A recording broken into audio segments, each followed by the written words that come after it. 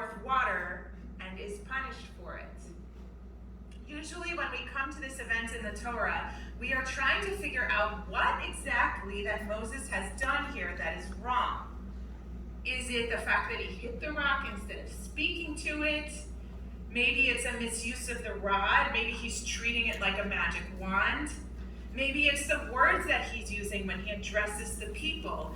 Maybe it's his intentions that are wrong. Maybe it's a combination of all these things. Everyone has a different opinion, including the sages and the rabbinic commentators. And so if you have one too, then mazel tov, because you're in good company. I want to focus on a different kind of question, and it is this. Why does Moses lose his cool? What is going on in his life, in his family, in the condition of the Jewish people that brings forth such a colossal blunder of leadership? And is there anything in the why that we can learn from and that we can draw wisdom from for our own lives? So before we ask those questions together, let's read the text. We are in the 20th chapter of Numbers, if you would like to read along.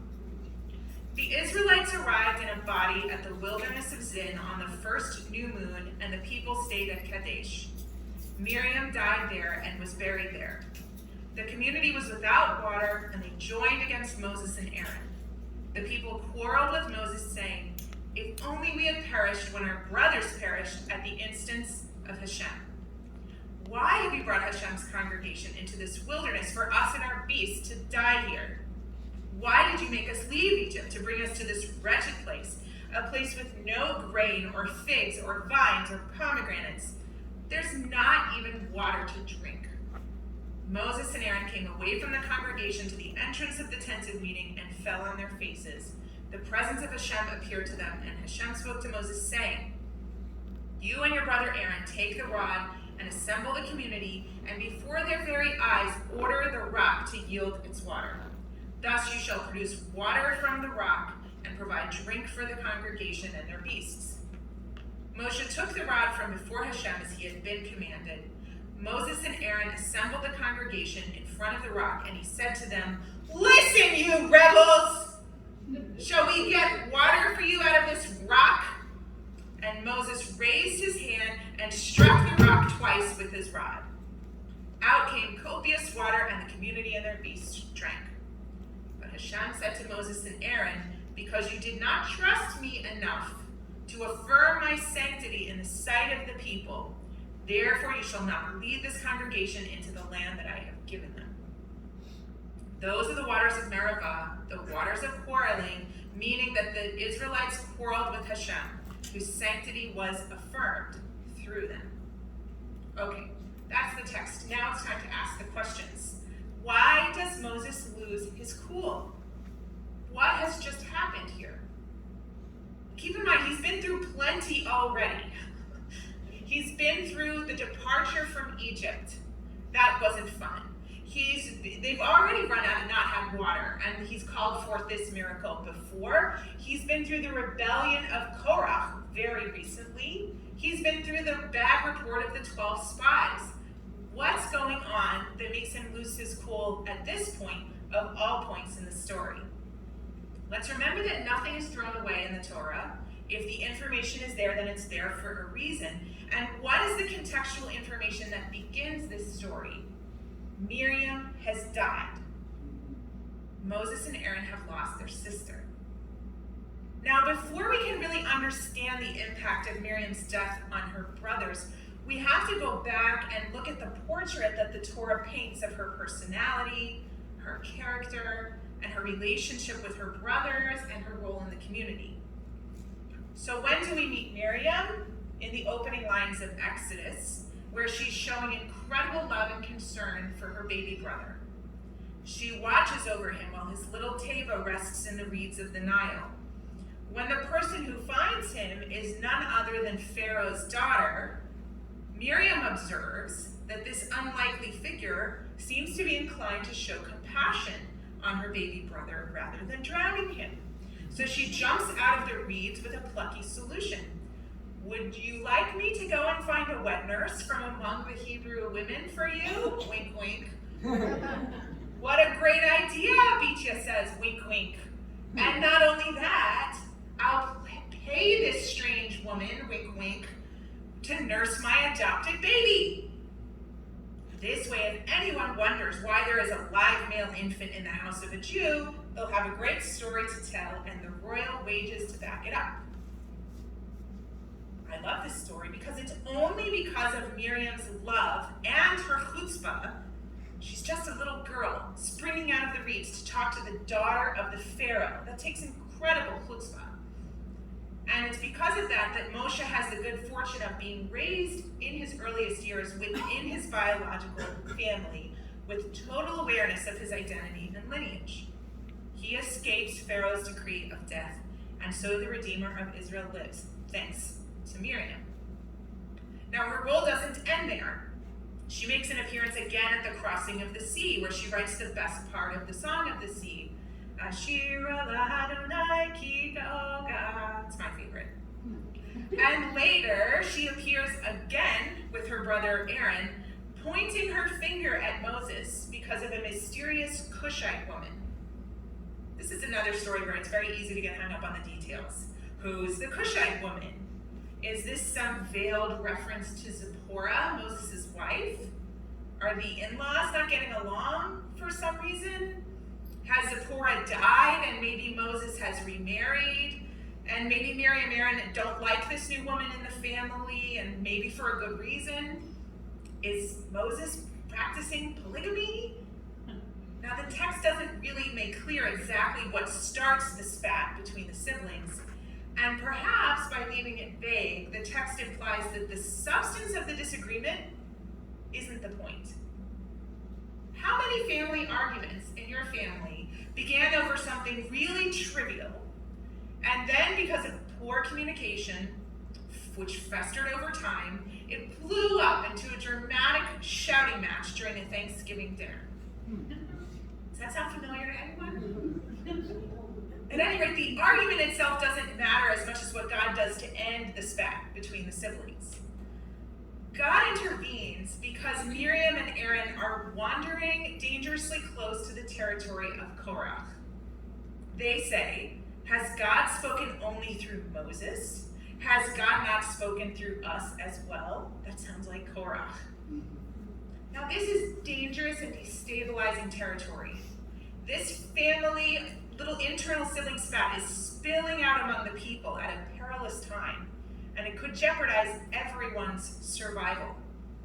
So God calls the three siblings to the tent of meeting, and he makes clear to Miriam and Aaron that while they're both very special prophets who God speaks to in dreams, Moses is quite a bit more special because he speaks to God panim el panim, face to face.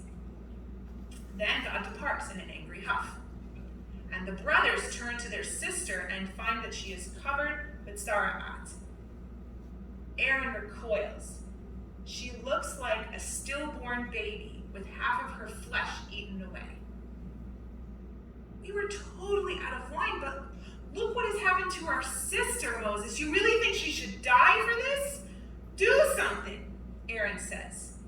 Then Moses orders the shortest prayer in the entire Tanakh. El na refa na la. God, please heal her, please. Isn't this how most siblings operate? You know, we pester, we harass, we argue, we bicker, we fight. But when one of us is actually suffering, legitimately suffering, the bitterness and the competition and the resentment instantly evaporates. If you have a good relationship with your sibling, then you have probably called them all kinds of names, pointed out every single one of their flaws.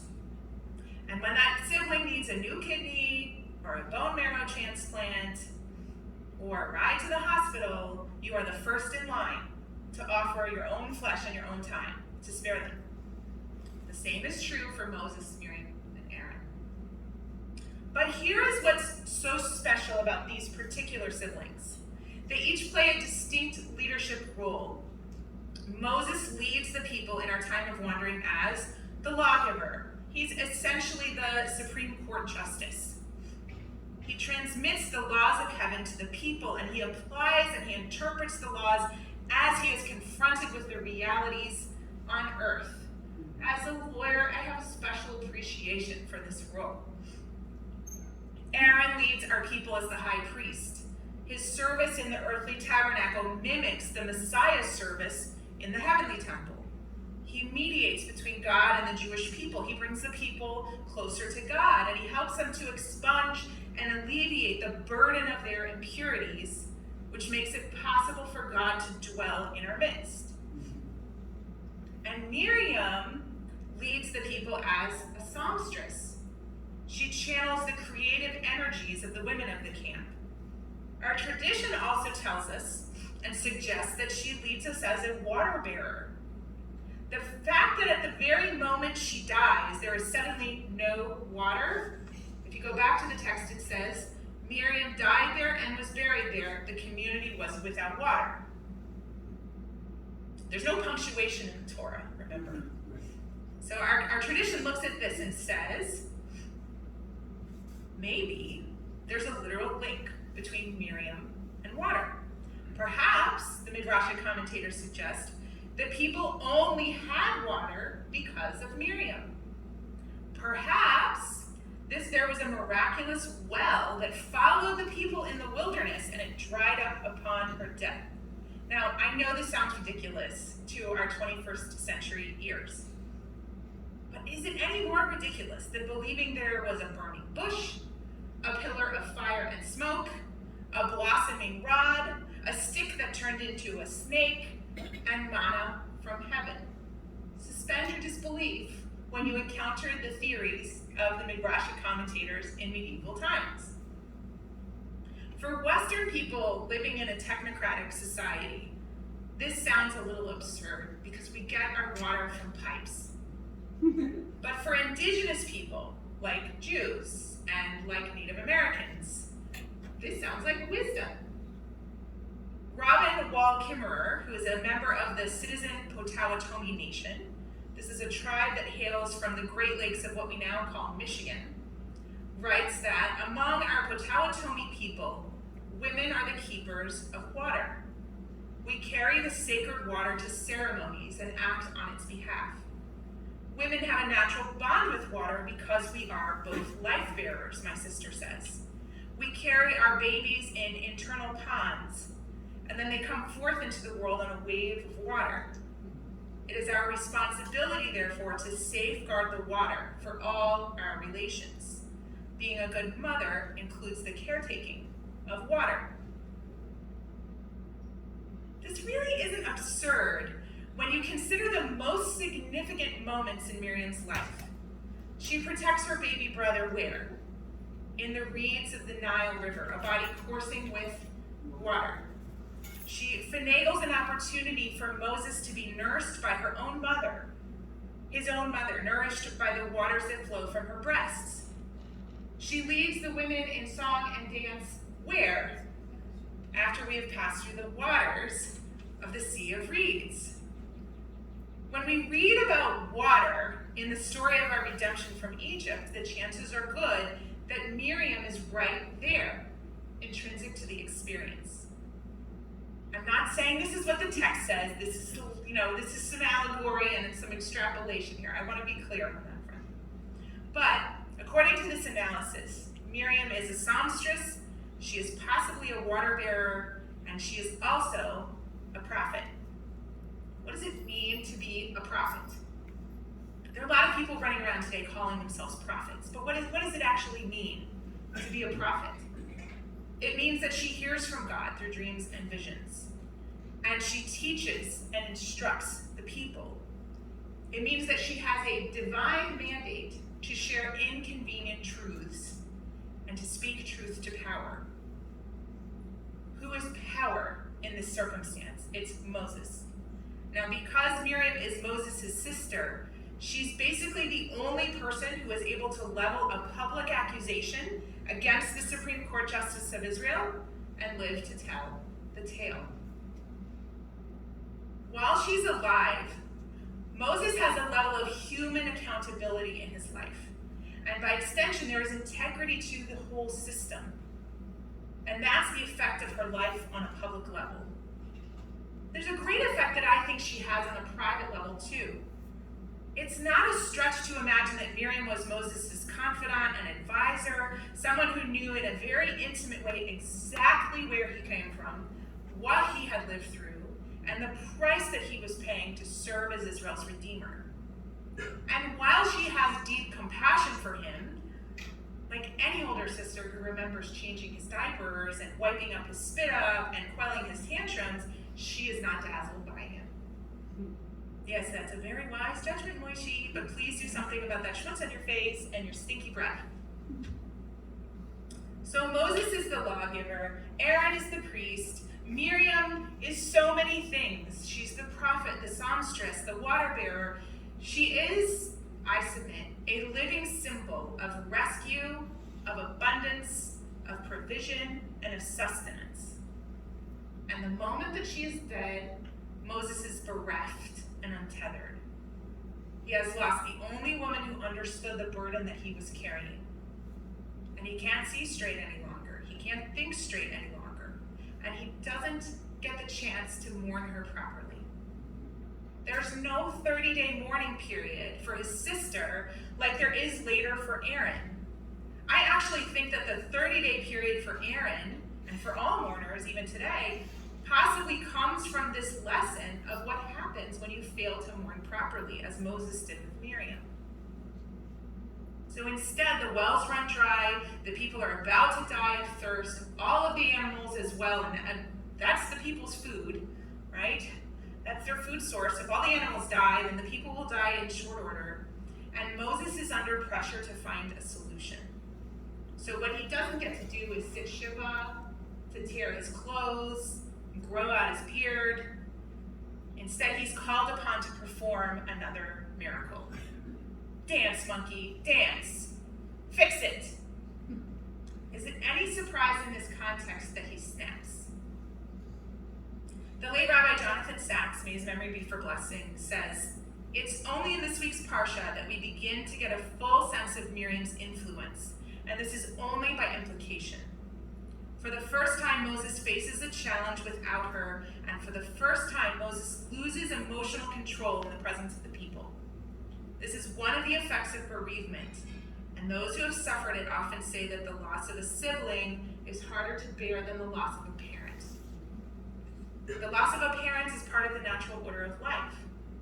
The loss of a sibling can be less expected and more profoundly disorienting. As Miriam was no ordinary sibling, Moses owed her his entire relationship with his natural family, as well as his identity as one of the children of Israel. As you all know, my brother-in-law died recently after a battle with cancer. He was 37, which means that my sister-in-law is now a widow, and my niece and nephew, both still very young, are now fatherless. And my husband has lost his brother, someone who understood him in a way that I never will.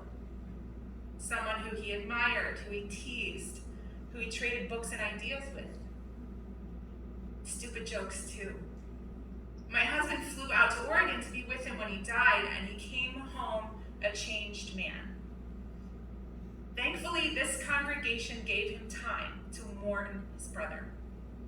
He didn't attend the congregation or preach a sermon for several weeks, and when he did return to teaching, he spoke openly about his grief. He talked about how angry he was with God, and about all the righteous people in the Bible who have expressed anger and disappointment at God, and they live to tell the tale. Interesting that Moses doesn't get punished for all the times he gets frustrated with God. He gets punished for the time he gets frustrated with the people. A year and a half later, I can't say that the grief has gotten easier. I think we've simply gotten used to it. Sometimes we wake up in the morning and go, oh, hi grief, there you are, old friend. We planted 3 rose bushes in our flower beds in Aaron's memory. Roses were his favorite. And now we battle with the sawfly larvae that like to chew on the leaves of these rose bushes. We sit there with our bucket of soap, squishing bugs between our fingers, and we think of Aaron. Sometimes I say, go be a good brother and kill the bugs again. I'm giving this sermon today as a letter of gratitude to this community for giving us time to mourn in a way that Moses didn't get to, because it made a difference for us. And as a reminder that if there is someone that you didn't get a chance to grieve, maybe they died when COVID made it impossible to gather together. Maybe you were far away and you didn't get to say goodbye properly. Maybe their loss was so sudden and the relationship was so close that you fell into a pit of despair and you couldn't just go through the motions of grieving like our tradition encourages us to. No matter what the reason is, I want to say that it would be good for your soul to visit their grave and to place your memorial stone on it. Or to call someone else who loved them and to reminisce. Or to light a Yisrael candle on the anniversary of their death. It's not just good for your soul to grieve properly, it's also good for your community. It's good for us that you grieve properly. We actually need you to go through the hard parts instead of avoiding the pain and sadness, because your circuit will be fried until you do. And people who neglect their fried circuits tend to stir up trouble within communities rather than build them up, just like Moses did. As challenging as it has been for me to face my own grief, I have found that confronting loss has tenderized my own heart.